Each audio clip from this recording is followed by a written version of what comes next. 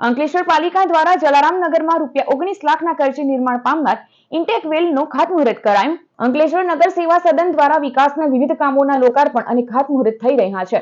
Ward number 1 જલારામનગરમાં intake વેલની કામગીરીનું ખાતમુહૂર્ત કરાયું હતું। પાલિકા પ્રમુખ લલિતા રાજપુરોહિત, કારોબારી અધ્યક્ષ નિલેશ પટેલ તેમજ સ્થાનિક નગરસેવકો અને આગેવાનો ઉપસ્થિત રહ્યા। ₹19.58 લાખના ખર્ચે ઇન્ટેક વેલનું નિર્માણ થશે, જેના કારણે વરસાદી પાણી ભરાવાની સમસ્યામાંથી રહીશોને મુક્તિ મળશે। વર્ષોથી જલારામનગર અને તેની આસપાસ વરસાદી પાણી ભરાઈ જવાથી રહીશોએ ભારે હાલાકીનો સામનો કરવાનો વારો આવતો હતો।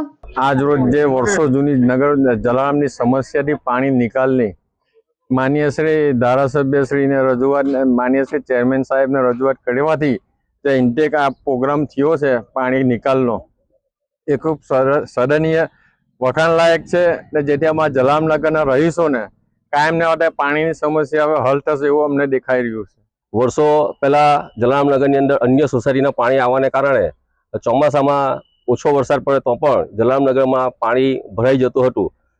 એટલા માટે એ સમસ્યા દૂર કરવા આજરોજ જલારામનગરની અંદર 19,58,000ના ખર્ચે ઇન્ટેક વેલનું ખાતમુહૂર્ત કરવામાં આવ્યું છે। આ ઇન્ટેક વેલ બનવાને કારણે જે સોસાયટીમાં પાણી ભરવાનો પ્રશ્ન છે એ હલ થઈ જશે અને જે સોસાયટીમાં ઘરોમાં પાણી ભરાઈ જતું એમાંથી જલારામનગરના રહીશોને મુક્તિ મળશે।